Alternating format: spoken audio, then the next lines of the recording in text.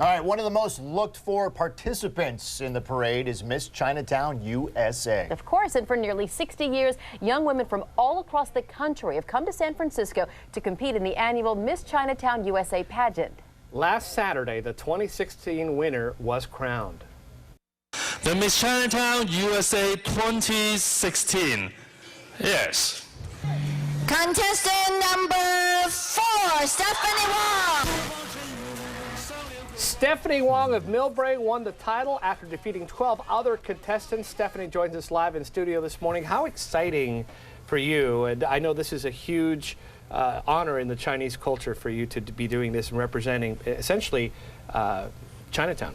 Yeah, absolutely. It's one of the most exciting moments of my life, and it's actually one of my first pageants, and the reason why I chose it is because of its cultural background and connection, and I really wanted to become closer to my heritage, so I thought it was a great way to do that. It has been so far. I've met amazing girls through the experience, and I'm really glad I did it. Does it kind of blow your mind that you are the one we're all looking for tomorrow in the parade for the Chinese New Year? You performed in that parade as a little girl, a dancer with the Flying Angels, and now to be, you know, the shining diamond at the top of the crown. Talk to me about that experience. It's a completely surreal experience because I grew up watching the parade every year, and I always looked up to the, you know, girls and contestants on the float. So it's just surreal and incredible to actually be the one in it. I think it's still kind of a little bit surprising to me, and I'm so excited for tomorrow for the parade. And now that you have the crown, over the next year, what do you want to achieve, or do you have responsibilities that come with being Miss Chinatown, USA? Yeah, absolutely. It's a role that requires you to be a true ambassador for the Chinese American community. That's what I plan to do.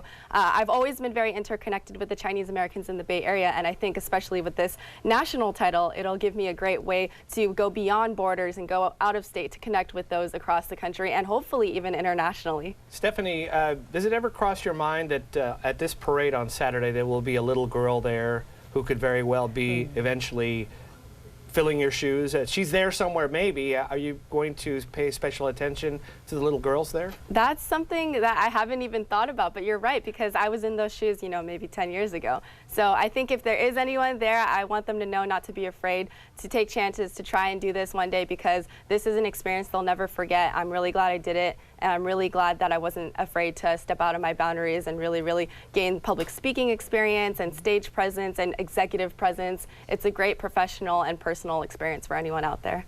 Can you talk to us a little bit about the fact that you're a hometown gal? I mean, women come from all over the United States, as far as Hawaii, to compete in this, and yet you're the one who took it home. Is that extra special? Absolutely, because Millbrae is just a small city. I know that you guys know that from the Bay Area. It's probably something very exciting for the city. I know the mayor thinks that as well. So it's really special for all of us here in the Bay Area, Millbrae, and, you know, California in general. And I feel absolutely honored to take the title and, you know, be friends with everyone in the contestants, and I know that we're all really happy. Were you ever shy?